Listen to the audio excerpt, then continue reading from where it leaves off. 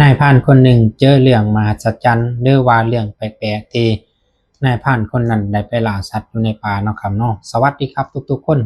เรื่องนี้ก็จะเป็นประวัติของไอพอนกับหมู่เพิ่นเนาะครับซึ่งว่าในเช้าของมื้อนั้นน่ะไอพอนกับหมู่เพิ่นน่ะก็ได้สวนกันเนาะครับเนาะเพื่อสิไปหาเห็ดหาพืชพันธุ์ต่างๆอยู่แถวภูเนาะครับเนาะภูแห่งนั้นก็สิเรียกว่าภูผาผึ่งเนาะครับเนาะเป็นดินแดนอีกอันหนึ่งที่ว่าศักดิ์สิทธิ์เนาะครับเนาะเพราะว่าภูผาผึ่งนี่ไผก็นับถือเนาะครับเนาะว่า เพิงสละเพิงจะร้ายเนาะครับเนาะแล้วก็เขาจะว่ามันเป็นแดนของบางบดของเขาจะว่านะครับเนาะมาเขาเรื่องก็เลยครับผมซึ่งว่าไอพอนกับหมู่เพิ่นนี่ก็ได้เดินเนาะครับเนาะเดินไปเรื่อยๆเนาะครับเนาะเพื่อสิไปในภูแห่งนั้นเนาะครับเนาะเพื่อจะไปหาพวกเห็ดโคนเห็ดปลวกเนี่ยนะครับผมแล้วก็พืชพันธุ์ต่างๆเพื่อจะเอามากินในครอบครัวเนาะครับเนาะไอพอนกับหมู่เพิ่นนี่ก็เดินเข้าไปเรื่อยๆเนาะครับเนาะเพื่อไปฮอดภูแห่งนั้นเนาะครับเนาะไอพอนกับหมู่เพิ่นนี่ก็ได้ทำการเลาะหาเนาะครับตามซอกห้วยตามป่าตามหลอกๆเนี่ยเนาะมันจะเป็นหล่องห้วยหล่องหยังเนาะตามภูมิจะมี เพราะว่าพืชพันธุ์ต่างๆมันจะอุดมสมบูรณ์และอ้ายพรกับหมู่เพิ่นนี่ได้ไปเห็นเนาะครับเนาะไปเห็นกวางเนาะครับเนาะกวางว่ากวางนี่ก็บ่ได้ถือปืนถือหยังมาเด้อครับพี่น้องเอ้ยมีตั้งแต่มีดผ่านี่ถือมาเนาะครับเนาะแล้วก็พากันได้สิไล่เพราะว่ากวางตัวนั้นมันย่างแบบขะยิกๆๆเหมือนมันถืออิหยังมาสักอย่างนี่นะครับผมตามไปเรื่อยๆครับผมแฮ่งสิก้าวใกล้กวางตัวนั้นแฮ่งห่างออกไปเนาะครับเนาะอ้าวอ้ายพรกับหมู่เพิ่นว่ากวางตัวนี้มันบาดเจ็บแท้ๆนะก็เลยว่า เฮาย่างนี่ก็บ่แม่นช้าๆเด้ก็เลยว่าย่างนำนี่ก็เลยว่ามันบ่แล่นกวางตัวนั้นเป็นหยังกวางตัวนั้นคือแล่นก็บ่รู้เหมือนกันเนาะเพราะว่ามันเจ็บขาเพราะกวางตัวนั้นมันบ่ได้แล่นครับผมมันเจ็บขาครับผมมันย่างกๆมันก็ย่างไปเรื่อยๆเรื่อยๆแล้วแต่ว่าอ้ายพรกับหมู่น่ะก็ย่างคือกันครับย่างนำย่างแบบเดียวกันกับมันนั่นแหละครับแต่ว่าหักบ่ทันจักเทื่อครับเหมือนสิทันแต่ห่างออกไกลๆไกลๆไกลๆไปเรื่อยๆครับผมนั่นแหละครับผมบัดท่านี้อ้ายพรกับหมู่เพิ่นเลยว่าอ้าวว่า มันคือสมาแปลกแท้ก็เลยว่าคือจังว่าเฮาย่างนำกันนำไปเรื่อยๆมันคือสิบ่ทันแล่นนะก็เลยว่า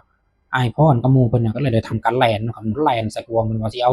มีดหรือว่าเอาไม้ที่ถือไปน่ะตีเนาะครับเนาะกวางตัวนั้นมันก็แล่นครับผมแล่นแฮ่งมันอ้ายพรแล่นไวกว่าหมู่กวางตัวนั้นมันก็แล่นไวคือกับผม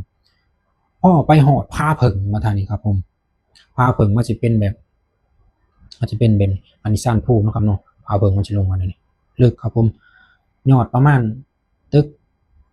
ประมาณ33พุ่นแหล้วก็ผมพานะฮะเลี้ยวลงไปต้นไม้นี่ปิ๊มน้อยๆเลยอะเออเพราะว่าอ้ายพรกับหมู่เพิ่นน่ะซิ้นกับบริเวณนั้นแถวภูผาเพิงน่ะตลอดเนาะครับเนาะซึ่งว่ากวางตัวนั้นก็พออ้ายพรไล่ไปฮอดแล้วก็บ่ได้รีรอเนาะครับเนาะมันว่าสิอ้อมโดดเลยครับผมกวางตัวนั้นน่ะโดดตึ๊ดเลยลงภูตัวนั้นเลยลงผาตัวนั้นน่ะตกลงไปในต้นไม้ดังอ้ายพรกับหมู่ก็เหลียวเบิ่งว่าเซ็ดแท้ๆได้กินกวางแท้ๆก็เลยว่ากวางป่าสั่งก็เลยว่า ก็ได้ทำการอ้อมไปเนาะอ้อมไปบอนใหม่แล้วก็ลงไปพอลงไปเมื่อทันนี้ดนในพี่น้องเอ้ยเพื่อสิฮอดไปก็หลายชั่วโมงเนาะเพื่อเขาสิอ้อมไปเนาะอ้อมไปเพื่อสิฮอดลงไปข้างล่างนะพอลงไปฮอดแล้วบ่เห็นพี่น้องเอ้ยจังได๋ก็ตกมาบ่อนนี้แท้ๆเลี้ยวขึ้นไปบ่อนน่ะก็เขาเจ้าจื้อเพราะว่าเขาเจ้าอยู่หั้นประจำเนาะครับเนาะแลเขาหนึ่งเพิ่นว่าหมู่ไอ้พ่อนน่ะเลี้ยวเห็นเพิ่นว่ากวางตัวเดิมนั่งกะยิกไปอ้าวไอ้พ่อนกับหมู่ก็เลยมันคือแปลกแท้ก็เลยว่า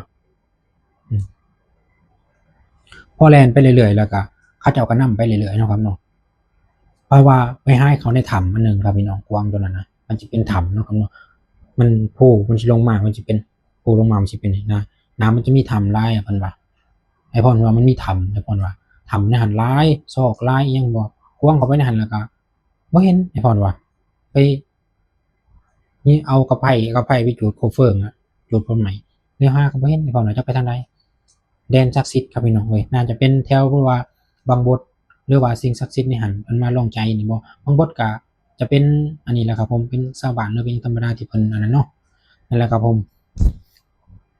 บางบดนี่ผมก็บ่รู้คือกันว่าคืออิหยังเนาะครับเนาะอาจจะเป็นแบบว่าเพิ่นถือศีลบ่ครับผมเพราะว่าในหันน่ะเป็นแดนศักดิ์สิทธิ์บ่ว่าไผไปขออิหยังก็ได้เพิ่นว่า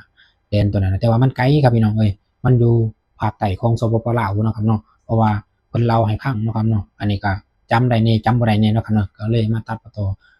เล่าให้พี่น้องฟังครับผมอันนี้เป็นเรื่องจริงครับผมบ่ได้โกหกครับผมเพิ่นเล่ามาให้ฟังเองครับผมทางอ้ายพรเพิ่นเนาะอยู่ทางใต้บ่ครับผมเอ้าคลิปที่อ้ายพรไปเจอกวางโดดภูผาเพิงก็มีส่ำนี้แหละครับผมขอบคุณหลายๆครับ